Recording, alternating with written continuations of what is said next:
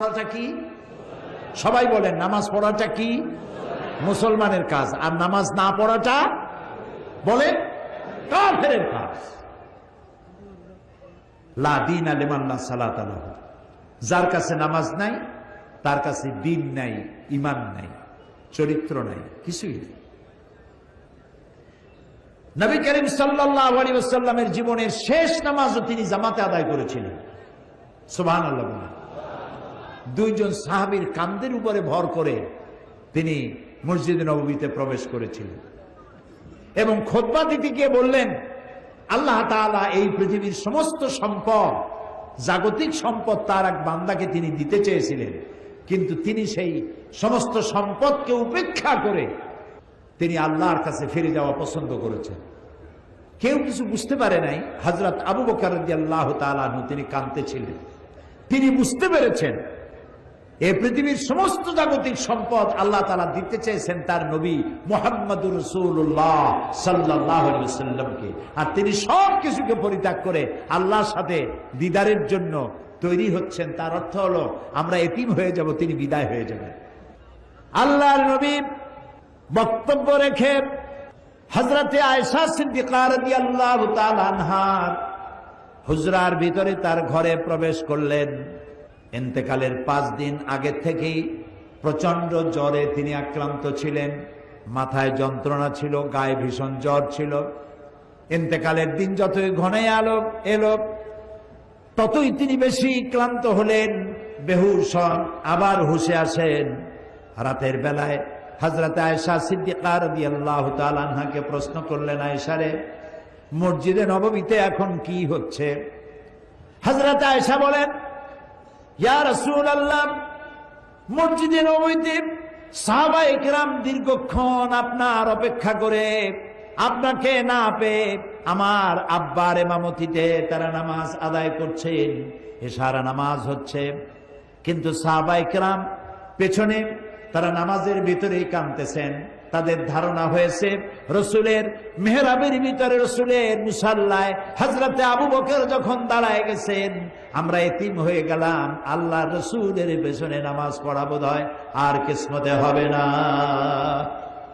আল্লাহর নবী হযরত আয়েশাকে ডেকে বলেন, আয়েশা রে, মসজিদে নববীর দিকে যে দরজা জানালাটা আছে সেটাকে একটু খুলে দাও, আমি নামাজের দৃশ্য দেখতে চাই। জানালা খুলে দেওয়া হলো। নবীজি মাথা উঁচু করলেন, হযরত আয়েশার কাঁধের উপরে ভর করে রাসূল নামাজের দৃশ্য দেখতে থাকলেন। আবার তিনি শুয়ে পড়লেন, চোখের কোণা থেকে পানি বেয়ে পড়তে লাগলো। হযরত আয়েশা বলেন, ইয়া রাসূলুল্লাহ, নামাজের দৃশ্য দেখে কাঁদেন কেন? রাসূল বলছেন, আয়েশা গো, এই নামাজের জামাতকে প্রতিষ্ঠা করার জন্য তায়েফের ময়দানে অনেক রক্ত ঝরেছে আমার, ওহদের ময়দানে দান শহীদ হয়েছে, সাহাবায়ে কেরাম জীবন দিয়েছে। আজ এত কষ্টের পরে যে জামাত প্রতিষ্ঠা হলো, আমার এই চোখের পানি কোনো দুঃখের পানি নয়, এটি আমার তৃপ্তির পানি। আমার মনে হলো কিয়ামত পর্যন্ত আমার উম্মতেরা এইভাবে করে তারা জামাতে নামাজ আদায় করবে। নবীজি আবার বেহুশ হয়ে পড়লেন। আজ আর সাহাবীরা একজনও মসজিদে নববী থেকে কেউ বাড়ি যায় নাই। মসজিদে নববীর ভিতরে বসে তারা কাঁদছেন, না জানি কখন আল্লাহর নবী বিদায় হন। ভেতরে স্ত্রীরা আছেন। হযরত ফাতেমা সব থেকে বেশি কান্নাকাটি করছেন। নবীজি তার দিকে লক্ষ্য করলেন এবং কাছে আসতে বললেন। হযরত ফাতেমা যখন কাছে গেছেন, আল্লাহর নবী হযরত ফাতেমার কানে কি যেন বললেন। এই কি যেন বললেন শুনে হযরত ফাতেমার কান্না বন্ধ হয়ে গেল। হযরত আয়েশা হযরত ফাতেমাকে ডেকে জিজ্ঞেস করলেন, ফাতেমা গো, আল্লাহর নবী তোমার কানে কি বললেন আর তোমার কান্না বন্ধ হয়ে গেল? হযরত ফাতেমা বলেন, মা, আমার আব্বা জান আমার কানে কানে বললেন, ফাতেমা তুমি কেঁদো না, তোমার কান্না আমার বরদাস্ত হয় না। আমি তোমাকে সুসংবাদ শোনাতে চাই, আমি দুনিয়া থেকে বিদায় হওয়ার পর সকলের আগে তোমার সাথে আমার দেখা হয়ে যাবে। এর দ্বারা হযরত ফাতেমা বুঝতে পেরেছেন রাসূল ইন্তেকালের পরে সকলের আগে হযরত ফাতেমার ইন্তেকাল হবে আর রাসূলের সঙ্গে দিদার নসিব হবে। ফজর হয়ে এলো, নবীজি বেহুশ অবস্থায় পড়ে আছেন। হযরতে জিবরিল আলাইহিস সালাম রাসূলের হুজরার ভিতরে প্রবেশ করে আল্লাহ নবীকে সালাম দিয়েছেন, আসসালামু আলাইকা ইয়া রাসূলুল্লাহ, হে আল্লাহর রাসূল, আল্লাহ পাক আপনাকে সালাম জানিয়েছেন আর জানতে চেয়েছেন আপনি কেমন আছেন। যদিও আল্লাহ সবই জানেন, আপনার মুখ থেকে জানতে চেয়েছেন আপনি কেমন আছেন। আল্লাহ নবী বলেন, জিবরাইল বড়ই কষ্টে আছি। হযরতে জিবরাইল বলেন, ইয়া রাসূলুল্লাহ, আল্লাহ রাব্বুল আলামিনের পক্ষ থেকে আজ এক নতুন ফেরেশতা আমি সাথে করে নিয়ে এসেছি, যেই ফেরেশতা পৃথিবীর কোন মানুষের কাছে যাওয়ার জন্য আসার জন্য অনুমতি চায় না, আজ আপনার খেদমতে আপনার কাছে আসার জন্য অনুমতি চায়। এই যে আমার পেছনে দাঁড়ানো, তার নাম মালাকুল মউত। হযরতে মালাকুল মউত রাসূলকে সালাম পেশ করে বলছেন, ইয়া রাসূলুল্লাহ, আল্লাহ রাব্বুল আলামিন তিনি আমাকে পাঠিয়েছেন আপনার জান কবজের জন্য। আমি এই পৃথিবীতে কারো জান কবজের জন্য অনুমতি চাই নাই, আপনার কাছে অনুমতি চাওয়ার জন্য আমাকে বলা হয়েছে। নবীজি বললেন, মালাকুল মউত, আমি যদি অনুমতি না দেই? মালাকুল মউত বলছেন, ইয়া রাসূলুল্লাহ, অনুমতি যদি না পাই আমাকে ফেরত যেতে বলা হয়েছে। হযরতে জিবরাইল বলেন, ইয়া রাসূলুল্লাহ, আল্লাহ রাব্বুল আলামিন আপনার দিদারের ইন্তজার করতেছেন। আল্লাহ নবী হযরতে মালাকুল মউতকে অনুমতি দিলেন, জান কবজ শুরু হয়ে গেল। নবীজি বললেন, জীবনের শেষ কথা মুখ থেকে বেরোলো, আসসালাত আসসালাত ওয়া মা মালাকাত আইমানুকুম।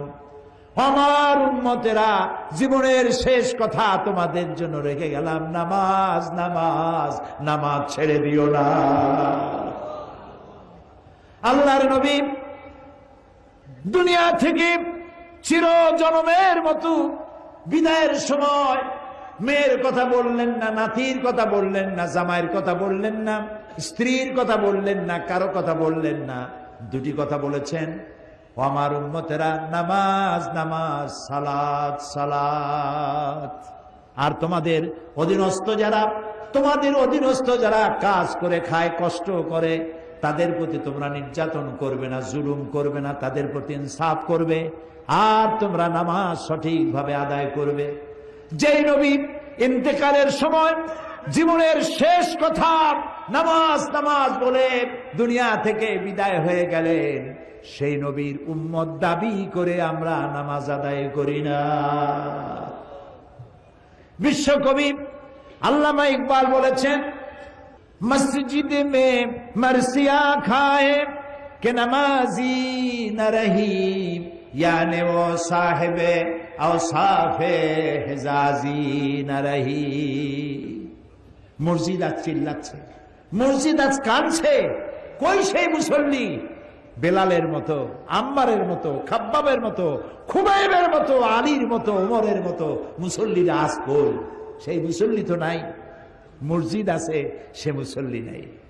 প্রিয় ভাই সব, আজ যারা আমার সামনে বসে আছেন, আমি কি দাবি করতে পারি আজকের এই বিশাল জনসমুদ্র সিলেট শহরে মাঠ ঘাট রাস্তা সব বন্ধ হয়ে গেছে, কোরআন প্রেমিক কোরআন পাগলে পড়ে গিয়েছে সিলেট? আমি কি দাবি করতে পারি যে আপনারা যারা নামাজ পড়েন না অথবা যারা পড়েন অনিয়মিত, যে রাসূল কিয়ামতে পরিচয় না দিলে সুপারিশ না করলে জান্নাতে যাইতে পারবো না, সেই রাসূলের দাবি তিনি নামাজ পড়ার জন্য বলেছেন, আল্লাহ ৮২ বার বলেছেন, এই নামাজ জীবনেও ছাড়বো না, এই ওয়াদা কি আজকের মাঠে আমরা কি করতে পারি?